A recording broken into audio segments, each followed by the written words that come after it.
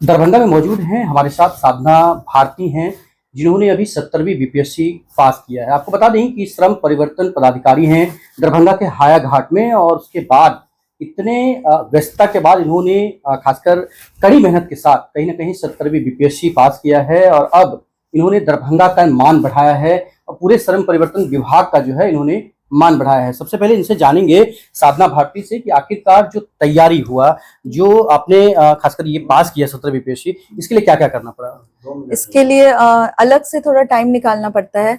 जैसे आप अगर जॉब कर रहे हैं तो आपको शाम में खुद के लिए टाइम निकालना पड़ेगा, सुबह आप टाइम निकाल लीजिए। अगर आप किसी काम के लिए जा रहे हैं, अगर हमारा धावा दल चलता है जो दूसरे दूसरे प्रखंड में जाते हैं, तो वहां जाने में 1 घंटा लगता है, तो उस दौरान आप गाड़ी में न्यूज़पेपर पढ़ सकते हैं। और यहाँ मैं बोलूंगी कि मैं बहुत लकी थी कि मेरा श्रम प्रवर्तन पदाधिकारी के रूप में चयनित हुआ, क्योंकि जितना सपोर्ट मुझे अपने डिपार्टमेंट से, यहाँ के सभी वरीय पदाधिकारी या ऑफिस के सारे कर्मी से मिला, उतना शायद सुनने में आता है दूसरे जगह शायद उतना कॉपरेशन नहीं मिलता है जितना यहाँ पे मुझे मिला। तो इसके लिए मैं सर को भी धन्यवाद देना चाहूंगी और सभी लोगों को धन्यवाद देना चाहूंगी। साधना जी, पापा क्या करते हैं? माँ कितने परिवार में कौन कौन? मेरे पापा का नाम श्री अचिन लाल सिंह है। पापा रिटायर इंजीनियर हैं, वो 2021 में रिटायर हुए थे। और मम्मी का नाम श्रीमती गुलाब देवी है, वो गृहिणी है। मेरे 2 बड़े भाई हैं। सबसे बड़े भाई है वो प्रोफेसर है रांची में, भाभी भी प्रोफेसर है, और एक भाई है वो गांव में रहते हैं, टीचर है, और भाभी गृहिणी है। प्रेरणा कहाँ से मिला? श्रेय किसको देना चाहते हैं?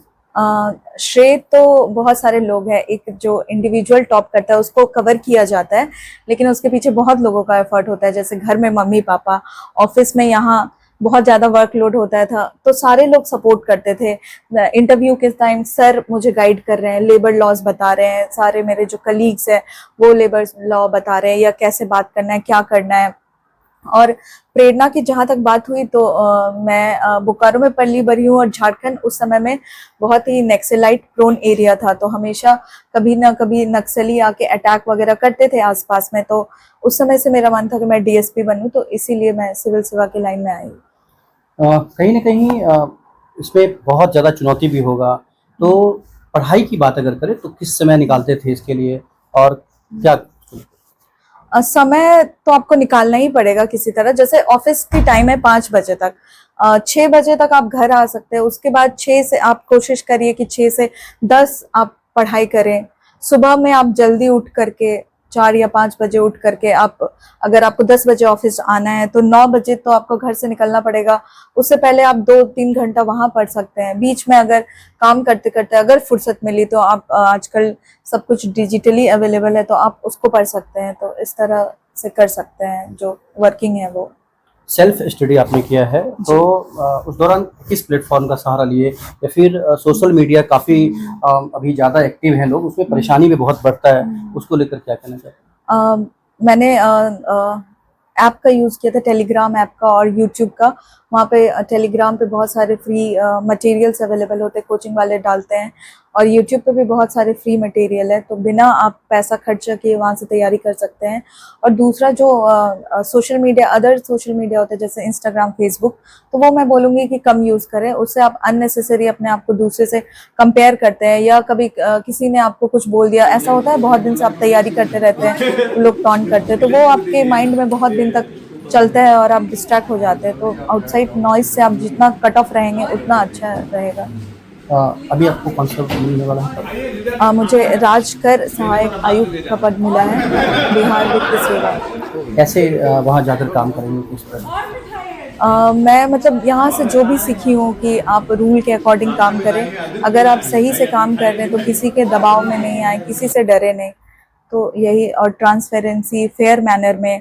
और बहुत बार ऐसा चीज होता है कि कई रूल में नहीं लिखा है कि आपको क्या करना है, तो हमारे सर हमेशा ऐसा सिखाते हैं। वैसे केस में आपको, आपका काम है फैसिलिटेटर बनना, कैसे उसका सॉल्यूशन निकाल सके, तो वो सॉल्यूशन ओरिएंटेड माइंडसेट होना चाहिए। तो मैं वही आगे भी अप्लाई करूंगी, और मुझे मतलब यहाँ से मैं चली भी जाऊँ तब भी मुझे लगता है कि गाइडेंस देने के लिए हमारे जो यहाँ के वरीय पदाधिकारी है वो हमेशा मेरे साथ मौजूद रहेंगे। ये पड़ाव यहीं तक रहेगा या फिर इससे आगे मतलब आप सोच रहे हैं कि तैयारी और करते रहना है? मैं तो सोच रही थी कि छोड़ दूं, पर हमारे जो सीनियर है यहाँ पे उन्होंने बोला है कि आगे और तैयारी करने और भी कुछ अच्छे पद हैं उसके लिए, तो शायद मैं दूं नेक्स्ट अटेम्प्ट। और बहुत सारे ऐसे बच्चे या फिर बहुत सारे ऐसे छात्र छात्रा हैं जो पढ़ना चाहते हैं, बढ़ना चाहते हैं, लेकिन बढ़ नहीं पाते, उनको माहौल नहीं मिल पाता है। और बहुत सारा ऐसा मैसेज है समाज में कि पटना जाएंगे वहाँ पर ही पढ़ाई हो पाएगा।